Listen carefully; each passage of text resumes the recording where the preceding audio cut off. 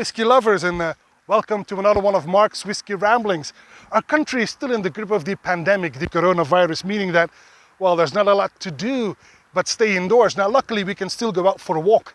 And now, luckily, in my neck of the woods, there's many a green zone. There are beautiful parks and whatnot. And here, for example, I'm in Ghent. I'm in Glengoyne, which is actually a very lovely green zone. And it's a paradise for birds, but it's also a paradise for bird watchers. And one of the birds that you will find here are geese.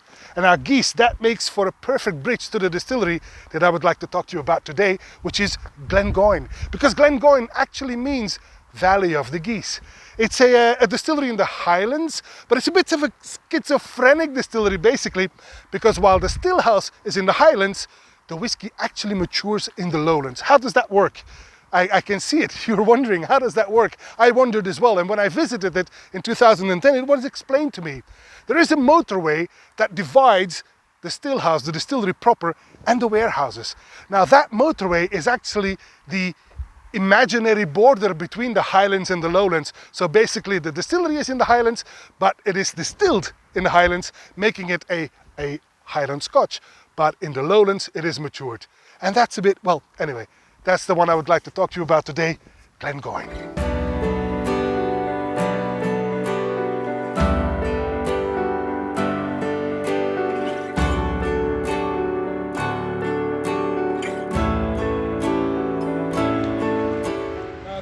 Release that I would like to talk to you about today is an independently bottled Glengoyne, independently bottled by the Hart Brothers. Hart Brothers, Donald Hart and his brother, whose name escapes me right now, they actually sold off the company to another company, and then they moved on, at least Donald did, together with his son, to found a new company, the Meadowside Blending Company. Now, while that might not ring a bell, if I tell you Malt Man releases or Grain Man releases, that I'm sure you've heard of. But back to the original Hart Brothers company, the new company that bought this, they decided to bottle single cask still, but keep the Hart Brothers name because of the good reputation. So the Glengoyne that we'll be trying today is a single cask by Hart Brothers, a single cask for Switzerland. Hello, beautiful. Amazing.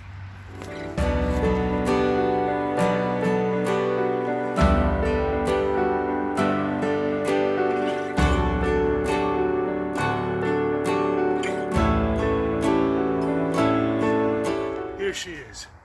This is the Glengoyne, 13 years old, 2005, from the Hart Brothers.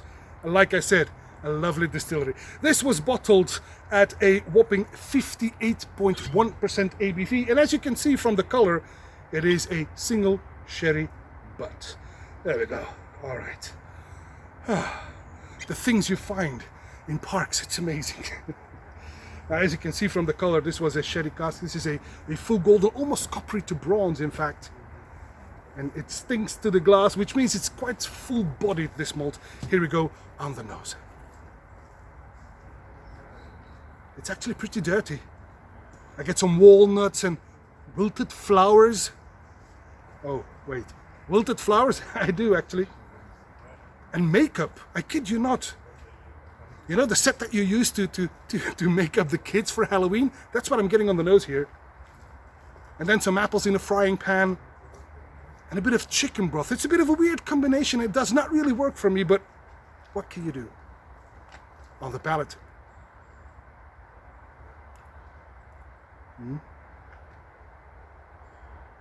Oily. Sweet and sour at the same time. Although mostly sour here. But it's very peppery. And the sweet malt is actually completely overpowered by sour notes like sour match candy, you know the one? Some grape pits, a bit of tannins, a lot of tannins in fact. Some blood oranges and honey tried to save the day, but they're very hard pressed to do so. It's not bad, but it's not a top malt either on the finish maybe.